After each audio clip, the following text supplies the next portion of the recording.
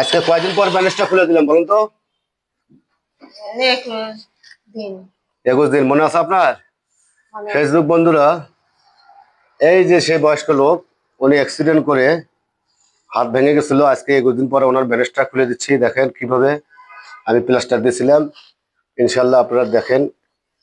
আপনারা এনার জন্য লাইভ কমেন্ট করছিলেন, রোগীটা সুস্থ হলে আমাকে একটু জানাবেন। আপনারা দেখবেন ইনশাল্লাহ। এই যে আমি দেখার জন্য ওনার দেখাচ্ছি, দেখেন। চাষি আপনার ব্যথা বোধ কমছে তো, তাই না? যাক, ইনশাল্লাহ ভালো হলে আমার জন্য দোয়া করবেন তো। আচ্ছা ঠিক আছে, দিয়ে কেমন দোয়া করেন ইনশাল্লাহ।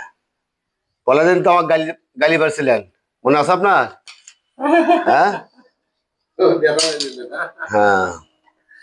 ফেসবুক বন্ধুরা, ইনি খুব দ্রুতভাবে হাতটা ভেঙে গেছিল। সেরকম ভাঙা ছিল ওনার হাতটা।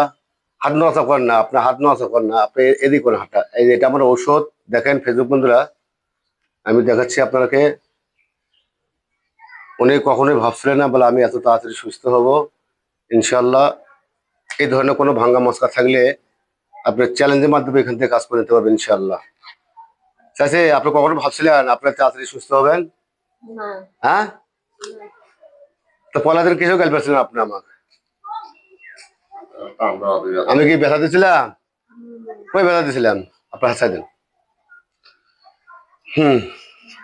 যখন আপনি হাতটা একটু নড়াচড়া করে আপনি দেখেন ইনশাল্লাহ রোগীরা সুস্থ হয়ে গেছে। ইনশাল্লাহ এই ধরনের কোনো ভাঙ্গা মস্কা থাকলে চ্যালেঞ্জের মাধ্যমে কাজ করে দিতে পারবেন ইনশাল্লাহ।